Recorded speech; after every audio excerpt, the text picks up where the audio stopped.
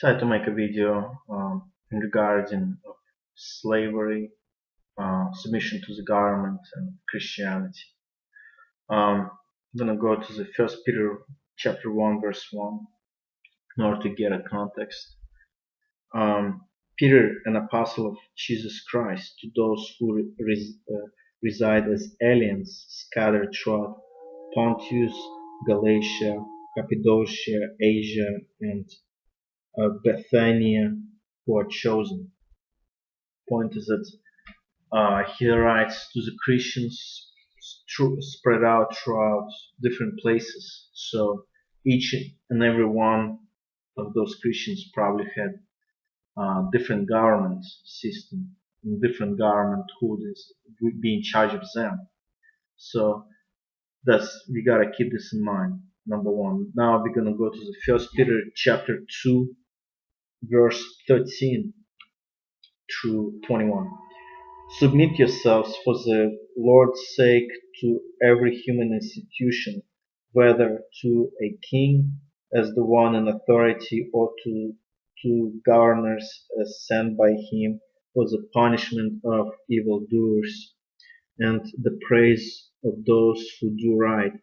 For such is the will of God, that by doing right you may silence and silence the ignorance of foolish men. Act as free men and do not use your freedom as a covering for evil, but use it as bond slaves of God.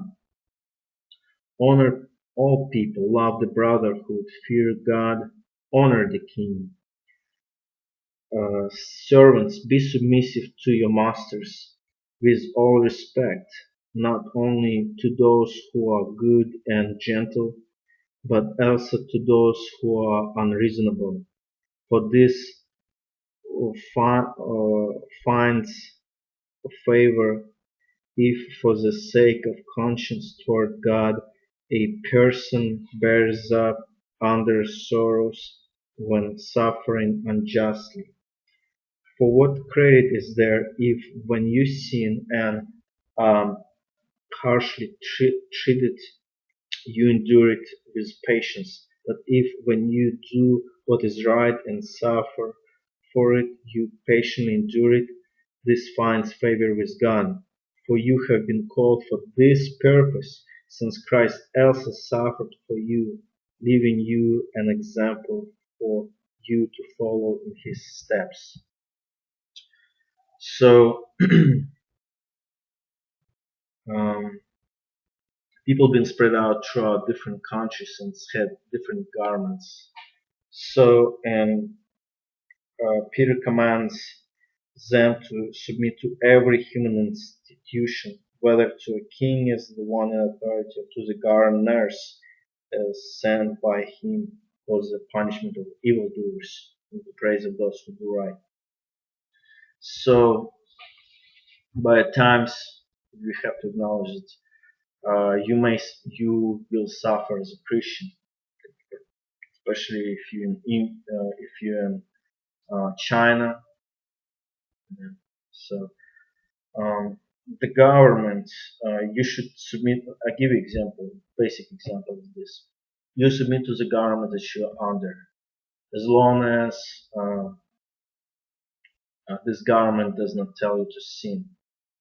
And of course, to some Christians, sin could be like, well, if I pay taxes, then I support your government. No, Christ paid taxes to Caesar. He will do, like, you can think of evil, think of Rome in the first century. Um, so point is that you, if you are Christian, you should meet to the government, and if government, I'll give you example. Since I was in the class and it was a civil war, pre-civil war, if I would live in the north and I was be drafted in the north, I would fight for the north. If I would be in the south and the war broke out and they drafted me in the south, I would fight for the south. Christian priority is to preach the gospel, Jesus Christ. Not trying to abolish slavery. Just read book of Philemon when Paul sends back a runaway slave to his master. That's number one. Number two, like people are talking about, oh, there's no slavery. I mean, Bible teaches against slavery. Well, let me read you Ephesians 6, verse 5 through 9. Slaves, be obedient to those who are your masters according to the flesh, with fear and trembling in sincerity of your heart, as to Christ, not by way of eye service as man pleasers, but as slaves of Christ, doing the will of God from the heart, with, with good will render service as to the Lord and not to man, knowing that whatever good thing each one does, this he will receive back from the Lord, whether slave or free.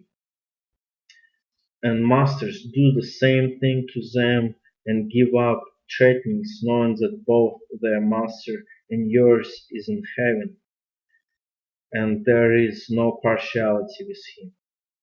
So,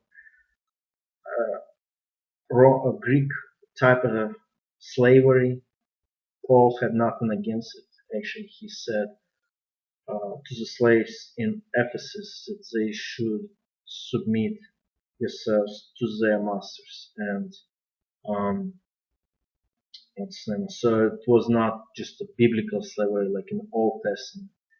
Israel,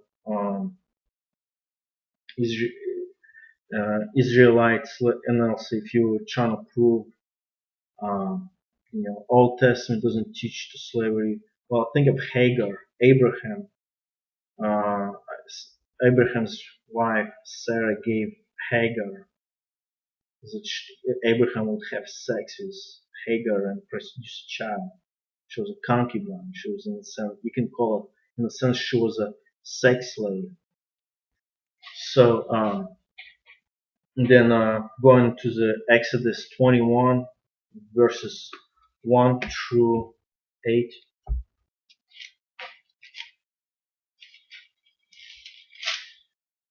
Now, there are the ordinances which you are to set before them.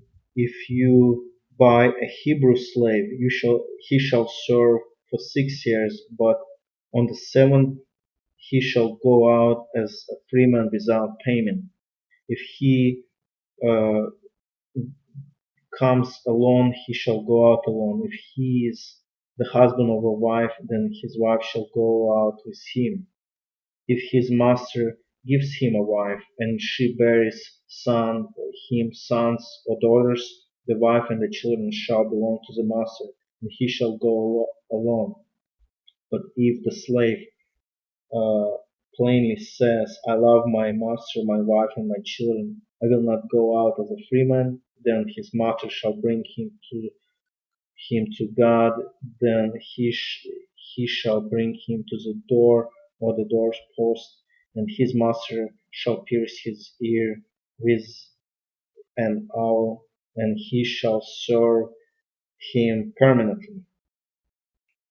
So, if a man sells his daughter as a female slave, she shall not go out free as the male slaves do. If she is displeasing in the eyes of her master who designed her for himself, then he shall let her be redeemed. He does not have authority to sell her to a foreign people because of his uh, unfairness to her. So even in the Old Testament, after uh, Israel left Egypt, uh, most Mosaic law established slavery. So, my opinion, I don't see nowhere in the scriptures in Old and New Testament that God forbids slavery. In old slavery, God regulates slavery actually. That you can pretty much be, if you're male, you should serve for 6 years. On the seventh year, you have to go let go a male slave free. But if you're female slave, you are a slave for life. So point is that I see no anywhere in the scripture like that abolitionists trying to use Bible. If they trying to abolish slavery, that's fine, but don't use the Bible. That's my point. If it contradicts it, don't use it. Just say, look, um,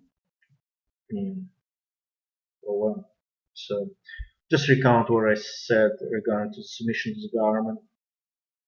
You submit to the, the government that you're in, and if it's if if government tells you or commands you to sin, you don't, and you either suffer for it or you flee from the government, maybe to another country or hide somewhere.